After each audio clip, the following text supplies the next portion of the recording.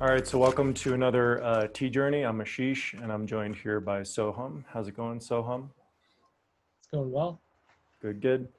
So today we are going to be drinking a 2006 Sheng Puerh. So tell us a little bit about this, Soham. So this tea is from Menghai, Guian, which is a small factory just outside of Menghai, owned by this woman, Miss Gong, who is a Dai native, um, and she worked at the Menghai tea factory for 8 years, where she basically got a lot of her expertise in blending and just the craft of blending, which is a whole thing. And just the spirit of the tea, I feel like from this factory and her productions, I really enjoy. Mm-hmm. This is a take on 7542 recipe from Dai, Menghai Tea Factory production. And it's very, I myself haven't drunk enough factory tea, like these classic recipes, to really be able to say, hey, like, this is how this is, and wow, la la la. However, this is said to be really close to the real 7542, which, you know, a lot of people that are familiar with aged pour uh, say getting cakes from 90s, 80s, whatever, to get these like classic Menghai productions, these recipes, these Sheng Puerh cakes, when they're aged well, it is just like it could be not only an incredible financial uh, commitment, but also can be really, yeah, it's this it's drinking history is what it is. So Right. um, I I just really like this factory. From all the teas I've had from them, there's a certain quality that I experience from them that I'm excited to kind of dive into with this tea. This tea is Malaysian stored, um, and very cleanly stored. Malaysian is dry storage. That's more wet. Okay, what's Yeah. I mean, it's a 50, Um, 50, 50 chance that I'm going to get that right. yeah, yeah, and I mean, it's. I feel like it's. I don't know. I feel like it's a very balanced. I really like Malaysian stored tea, at least the teas I've had that's Malaysian stored. Okay, So so I'm using 105 milliliter pot. Now, this is a compressed tea. yes, it is. So something that we think about when we're thinking about, so compressed tea, the leaves will always expand. So thinking about, okay, how much do we put in here to get the most of the tea, get a really nice, you know, stronger side of brew, which we both like, but also making sure the pot doesn't get too full. So I personally have never had this tea before. Have you had this tea? I have had this tea. How much do the leaves expand on this? They expand a fair amount. They are, since it's the average leaf grade of 4, that's kind of smaller to medium. Yeah, So it's not going to expand. right. It's okay. Here's the deal. It's more this, even the way this cake was pressed, is pressed very similarly, to the style of the 7542, which is more medium to tight compression. So I find with the tighter compressed teas, they do open up more than you would expect. Okay, And so you can feel the weight. You can feel the weight of these little. Uh, the I feel like I gave nuggets. you some nice chunks. Yeah, I got Um, some good chunks. Yeah. yeah, and yeah, there's a whole way that I like to kind of orient a cake, like a tea that's pressed like this, like in my pot, because I have a single hole filter for my Right. Yijing pot. Uh, And I but yeah, don't, so I don't have to worry about that too much. I have a little honeycomb filter on the built into the pot. All nice, right. nice. Well, I aired on I since I haven't drank this, I put less in than I might normally, but we'll see what happens. I think that's a good decision.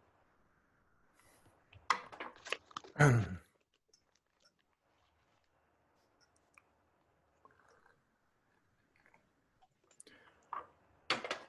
a little. So I warmed my pot up, and then I'm just smelling the dry leaves in the warm pot. Okay, I missed that step. How does it smell? Very lovely. Definitely some camphor, sweet, yeah, sweet pine.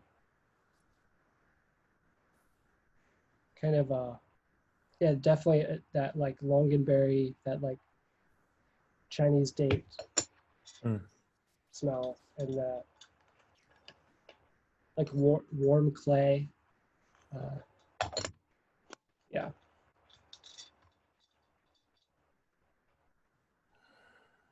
So I did the rinse there.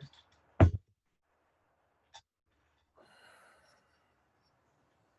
wow.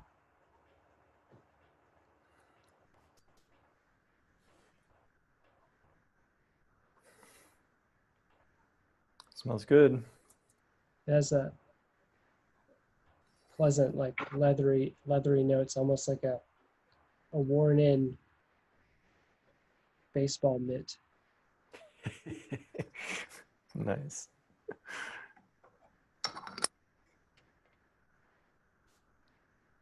I'm smelling like a honeyed, certain type of honey, almost like maybe like more of a dark honey, like a buckwheat honey.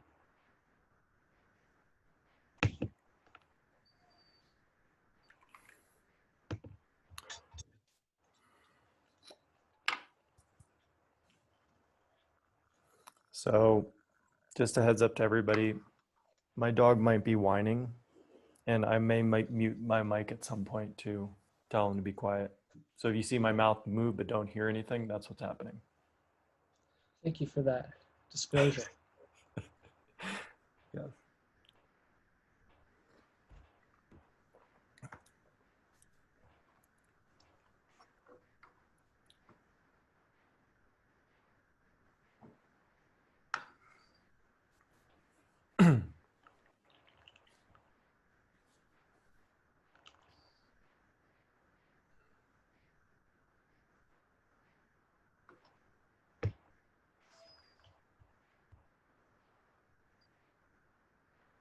Yeah, I'm glad I put the amount that I put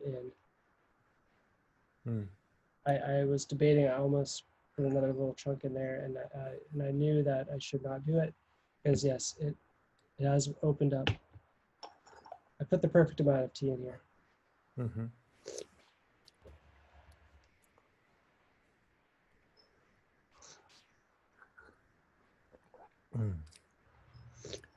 So very subtle for me on this first steeping, because it hasn't really opened up yet. But I do notice like there is a spiciness to it. Yes. Mm-hmm. There is a spice. Now, there's a roundness for this for me, but I'm wondering if that's because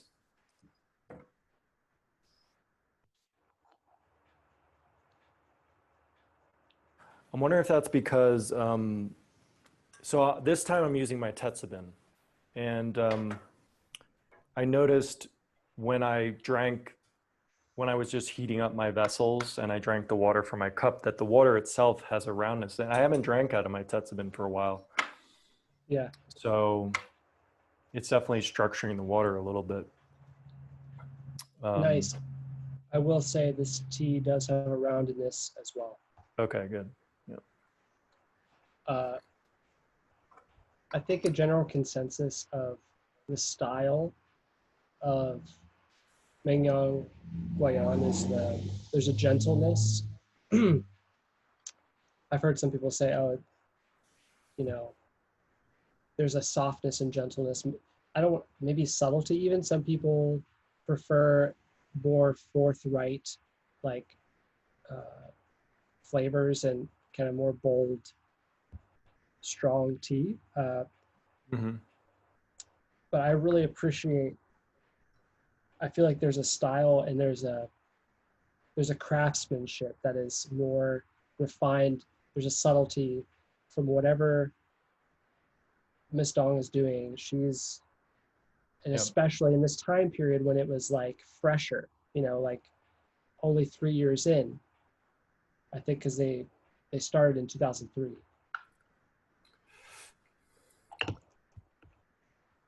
Getting some vanilla now.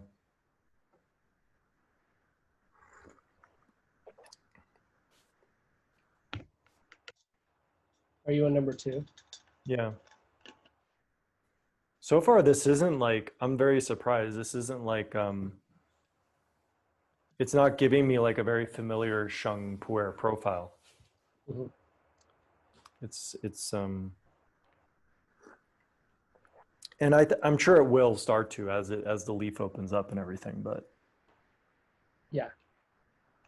I just knowing you, I'm pretty sure you haven't had a lot of teas like this. mhm. And even for teas in this general category of middle-aged Sheng Puerh, I feel like there's something special and unique about the teas from this factory. And I was excited to find this production, which was kind of more of a like, it wasn't necessarily, I don't want to say it's a private production, but it wasn't the easiest to find. Mhm. There's some on like on sourcing, and if you even just do a search of Menghai Guoyan, you can find these teas. Right. Um, but you know, this was stored well, and it's uh, yeah, it's what can I say? It's really good. I feel like not unlike our last video, which we did for the wild Wu black tea, there was a Hmm. quintessential aspect that we were speaking to with that tea. Oh, this is uh, exemplar black tea. I feel that I would say this about a tea that is got well more than a decade on it, is aged well. It's definitely crested over the kind of uh-oh stage, or that where like there's still those edges. It's Right. definitely fully in the softness and the rounded quality, very pleasant to drink, but still has, you could feel the chi from it's still got the greenness to it. I haven't gotten too much green yet, though. I did sense it a little bit in this second steeping. So this Yeah, third steeping, I'm doing a shorter steeping time because it feels like it's starting to open a bit, and I don't want to. It'll get too harsh, I think. for me, this tea, especially I'm only on steeping two, Hmm. is it has a punchiness to it but it's very pleasant, and it's kind of going it's lubricating my mouth, and it's going down my throat in this very pleasant way where it's opening up my chest and warming me up, um, kind of in a way that like when you get a good session like where you're stretching. Hmm. It's like, oh yeah, I feel, yeah. Yep.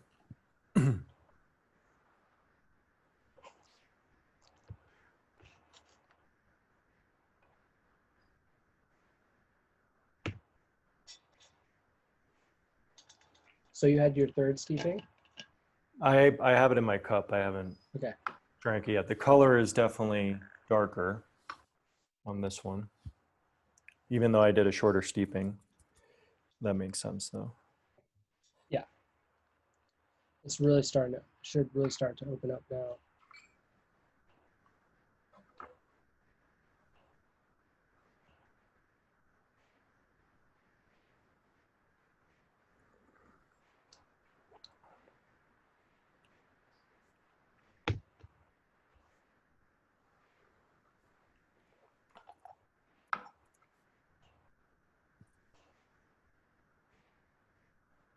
Mm.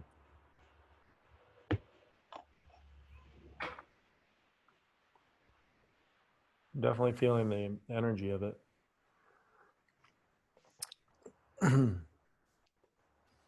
Like up here. Yeah. Yeah, I definitely feel it from, it's more like, Mm. yeah.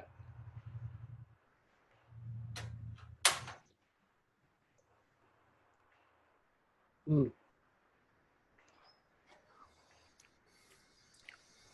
But it's still, it's still, it doesn't have a lot of green on it. At least, for me, what's your experience with it and the amount of leaf that I'm you're more so, using? t- I'm more so talking about the energy of the tea. Like I Yeah. feel the vibrancy and even just the way it's activating in my mouth and my tongue. There's like,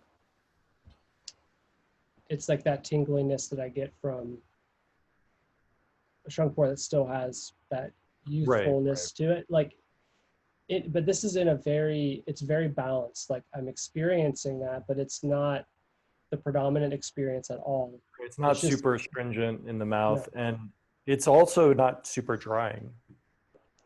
no, it isn't. I mean, it's so interesting because that wild wooey black tea that we had, Was I what? feel like this is a Yeah. really nice progression from that tea. Actually, it's like um, because it does have a very, this tea, it's it is tea. Like it's wow, this is definitely a tea. Even if I poured this for somebody, didn't have to tell them all the details of what this is. It's like, Right. oh, this is good tea. What is this? It's like, it definitely is good tea, and good tea tastes like this, makes me feel like this, Right. which is balanced. It's a balanced feeling, and it's the flavors of it are balanced, and everything Right. about it is balanced.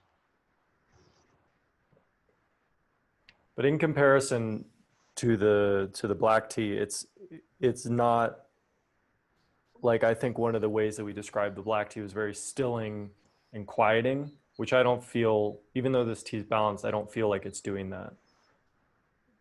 It's not like, the opposite. It's not like creating a lot of activity, but it's energizing. It's vibrant.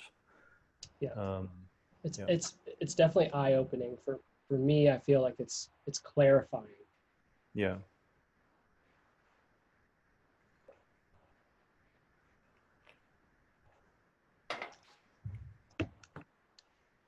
I feel like towards the end of that third cup, there's a fruity. Um, Trying to place what it is, but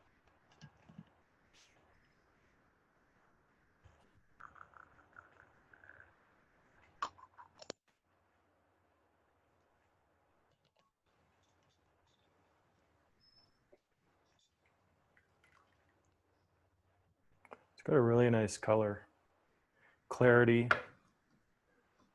very clean. yeah, I hope you're getting some.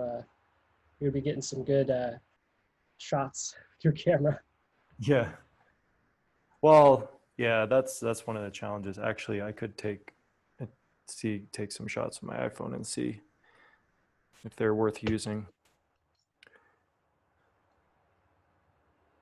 Yes, so I would say just on this fourth steeping and a little bit on the third, now I can fully see where their leaves are at, like in their level of aging, the color. Um, yeah, it's like a, Seems you to can be pretty still, uniform in yeah, terms of what leaf is being used. yeah, it's definitely got a uniformity in color. And yeah, you can see just like that little subtle green, Right. it's just subtly still, you can see the green in the color of the leaves, Yeah. but it's And mostly the, again, and again, as we just reach into the pot and pull out a leaf and kind of unfold it and get, we have a nice stem and leaf.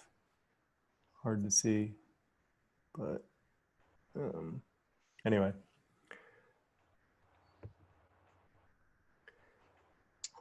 Yeah, and you can see it's more small to medium size Yep. leaves. But definitely good looking leaf.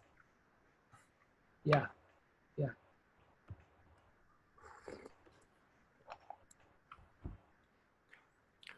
I'm definitely, the camphor is coming out for me on this steeping.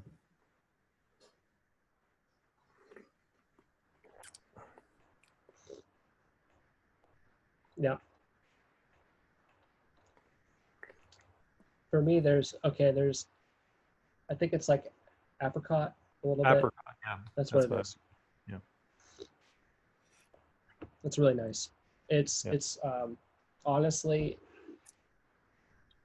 this has the perfect balance of camphor and apricot. Yeah. It's like, I would say this is the first steeping of like its full expression, you know. yeah, this is the personality is being revealed. It's like, Yeah. okay, it's like that prime time in the teenager, you know, it's like Right. you're watching She-Ra. It's like, okay, glimmer is glimmer, okay?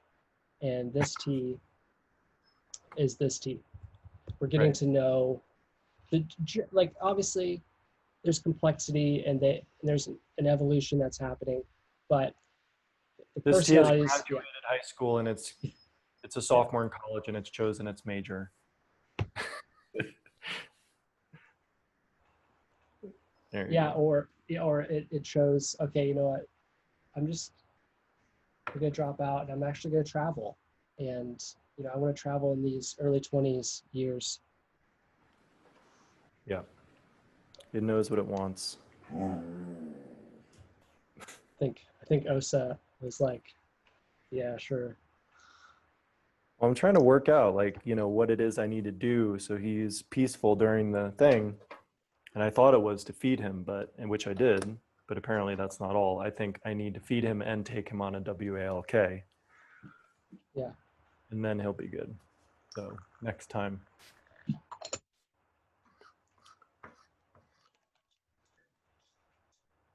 Yeah, I can resonate with that. But this is going to be great. It's going to be great taking a walk on my land after. After this tea? Yeah. Like being out in nature, just taking a walk, sun setting.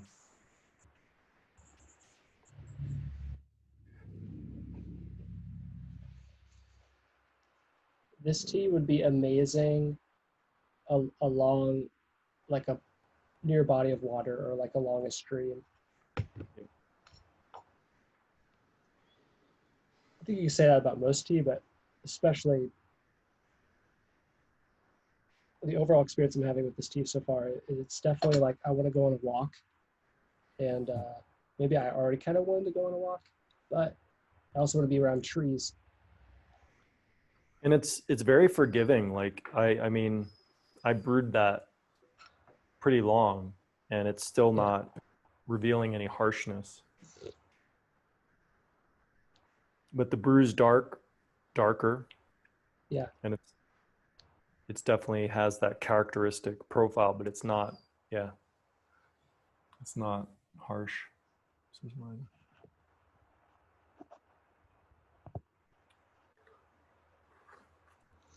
Very nice. So what are some scenarios where you would reach for this tea? Well, honestly, this is a good tea. Like it's kind of a hotter day today. Yeah. And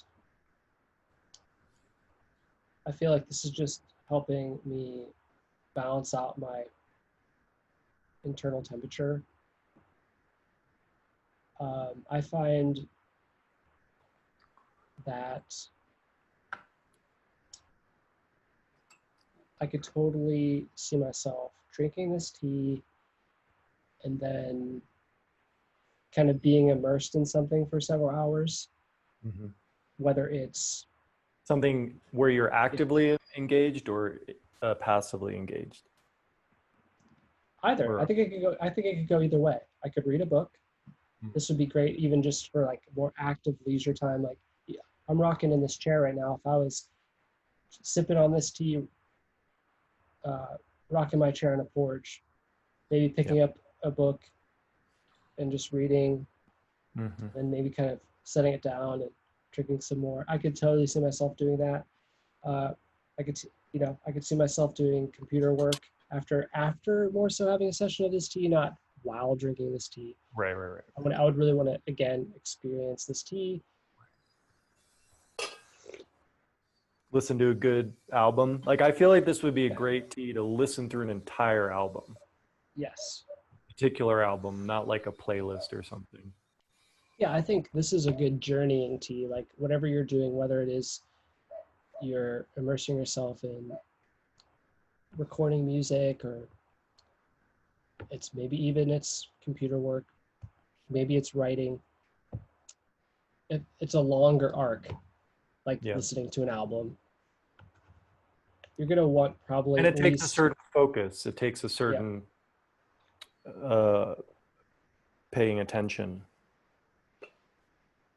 Yeah, I really feel like this tea kind of asks for you to really kind of be present with it.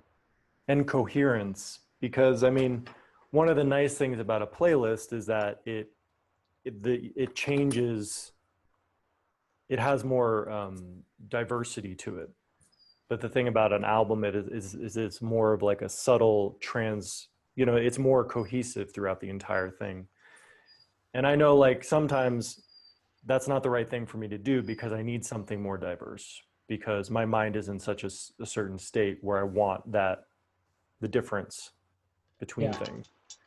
But this brings a supportive aspect to focusing on something for a longer period of time that doesn't have so much diversity to it. That's like taking a walk, like there's not too much excitement in the activity, and that's actually a good thing, Yeah, it's more of a meditative kind of a meditative walk versus like a course.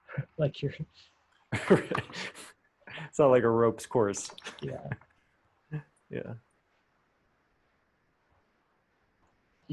It's more of like a mini golf tee versus I don't know. Actually, you know what? This tea would be great for, wow, how about that? Have some tea, and then if you are golfing, that's that. Just want to do a back nine. Probably increase your game for sure. Yeah, because at least your enjoyment. Yeah, I feel like this tea has a focusing quality. It's gentle, it's soothing, but I definitely it's encouraging breathing. Now I think this is 7 steeping for me, and I feel like it's still getting darker. I feel like it's gradually getting actually darker with each steeping. We usually at this point with teas, it might have peaked already and it would be coming either stabilizing or coming back down in color. I could see that. I think I'm on number 6. Yeah. I have a bigger pot, but I opted to use this because this is the Sheng pot that I use for pu'er tea. And I'm glad to, because honestly, I think I like having this tea in a bigger pot, the bigger cup. Especially to start. If someone were to get this tea, I would say start off with Gaiwan or Shibu Darshi, or you want the leaves to breathe. Like I feel like if I use my 50 milliliter pot on this, it would be too strong for me. Well, only because I'm not used to brewing this type of tea in that small of a pot, or any pot. So this is an easier pot to ease into it. Yeah.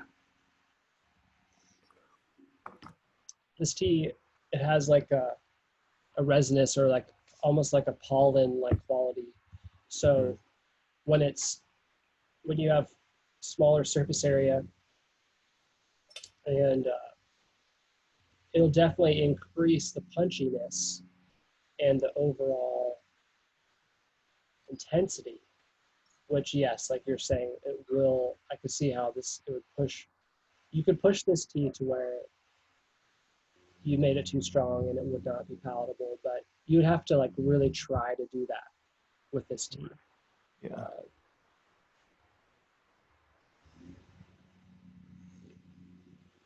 But that's also what I would recommend is you, if you get this tea, very tightly, it's more tightly compressed, medium to tight. Not super tight, but uh, it'll open up. So I don't weigh things out, but I'm glad that I really paid attention to that inner voice that was telling me, okay, you don't need to put another chunk in there. Right. Because I put exactly the right amount, but definitely the most that I could put in here and have a really good experience with this tea. Mm-hmm. Cool. Well, I'm enjoying it. I think, you know, we're kind of like at the limit of what we want to do with this episode. But I mean, this tea's, you know, after we shut this off, I mean, we can continue drink this tea for another 30 minutes. It's still going to go. Yeah, and we should. We should, yes. Yeah. Things come over time. Right. Okay, so I don't know what we want to call this. This is the first time we're doing this, but this is like, we stopped the official recording. We've been drinking the tea. We probably like 5 more steepings in. So I don't know, this is like behind the scenes or after party or I don't know what, but anyway. The sequel or after party, yeah. So anyway, I was to be continued. Right. We'll put the little to be continued thing on there. But one thought that came to me as we were drinking this is I was thinking about how like it's a tea, like Sheng Puerh to me is either like something I drink or I don't, because you know, younger Sheng Puerhs can be really sharp. And I just feel like I haven't developed a taste yet for them. So if a tea is like that, then I'm just like, okay, it's really interesting to try, but I wouldn't drink it myself, pull it out voluntarily. Now, this type of Sheng Puerh I would use, and I was reflecting on, okay, how would I use this? And sometimes when I'm doing tea ceremonies, I'm usually drinking teas that I personally enjoy, like red teas, Liu Bao Shou Puers. And then to my guests, I'm explaining to them the difference between Sheng and Shou Puer.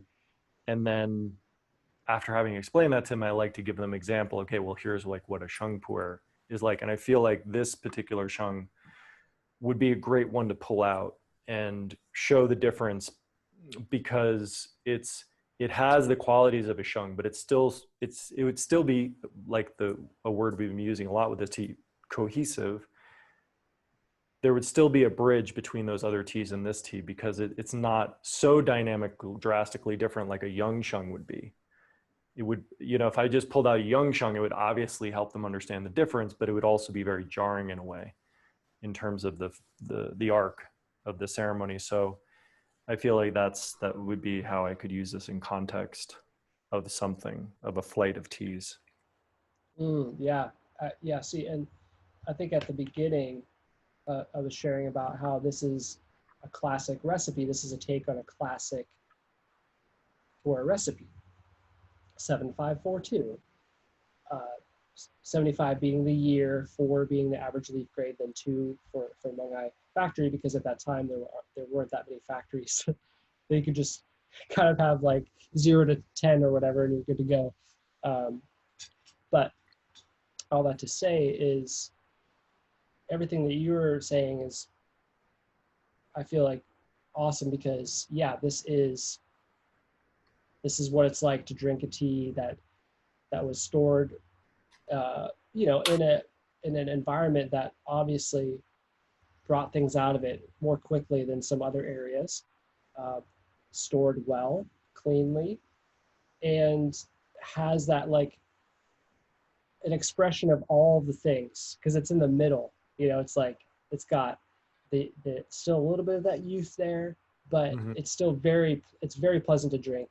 And you could be a seasoned drinker, and I feel like pick apart, or, you know, ooh, yeah, this, that, or maybe it's a little bit, the mouthfeel is, you know, not as long and round because the trees aren't as old or whatever. But there's still, I could taste, there's a nice wigg on, like a nice returning sweetness. Yep. And the final thing I'll say that I want to add to is I feel like this tea would be really good for transition. Like I was saying, switching gears tea, but specifically because this tea is in a nice, it's transitioned into the next part of its journey. This would be really good for when you need to transition into the next part of your journey, and maybe kind of having subsequent sessions with this tea over time, like say throughout a week, or when it felt right to do so, kind of like get into a portal of energy that is this tea, because I feel like it could be one of those, not necessarily a daily drinker, but like a phase tea. I'm going through a little stretch of like something, you know, and transition is what I wanted to add to in this kind of like coming back after having gone deeper into this tea. And it's still very pleasant to drink. I mean, I think this is steeping 9 or 10. The color holds up really well, and it's still got good energy. The body of the tea it's like we've gone through many phases of this tea where it, you know, different notes were pronounced, like apricot, camphor. Early on, there was some pine, I think pine or something. There was a spiciness we were talking about. So as the tea opened up, there were very much pronounced soloists of different notes of the tea. And then it kind of came into a full expression, but there was still some aspects that were calling out. But now it's like, okay, it's very much cohesive and well-rounded at this point, but still has character, but it's very smooth, you know. Couldn't agree more. And, you know, as you were saying that, I thought about when I worked at a Chinese tea house, and we would serve, it's definitely kind of more of a touristy tea, but it comes in, a lot of times it comes in a little package. There's some that are better than others, but it's called 8 treasures. And a lot of times there's like a little raw sugar cube in there. There's dates. There's often like kind of like, you know, maybe lower quality green tea in there. It's like a blend of herbs. And basically the way it tastes is it's just like kind of like it's a little bit sugary, you know, it's honestly, it's like, it's kind of like a chai, but not, you know, it's got that like, okay, this is like a nice thing. And I feel like this tea has, like, if 8 treasures, if there was like an amazing 8 treasures, like out there, like a natural 8 treasures, it reminds me of that, because it does have a sweetness that's really that really shines in the later steepings. Like, it's pleasantly sweet, it's a clear thing, and it has all those flavors that I would experience in a more like tea that's like trying, like we talked about this in our Wui black tea video. It's like how like putting the lemon in the iced tea, like it was trying to like kind of do this thing that the tea does naturally. I feel like this tea, aging has brought out lots of interesting notes in this tea, and I experience it as this cohesive one thing. Like, there's many ingredients, but it's like an alchemy of all those individual parts that make this whole part. I feel that the same way about this tea. Is that there's many components, but it's all this cohesive whole. And I think if somebody's a little bit more of a scattered person generally, or I think this would be a good tea for somebody to kind of bring like their asteroids into on those one first thing. steepings though. Well, yeah, for sure. Because it could blow you out if you do it wrong on those first, on like steeping 3 through 6. But as long as you're gentle with that and do shorter steeping and maybe a fixed point style of pouring where you're not like swirling the rotor around, but pouring on one part of the leaf. Yeah. Then once you get past that period of where it could be intense, it's gonna be really great for you. I agree. Oh, Yeah, so you want to try this? How does it work for you?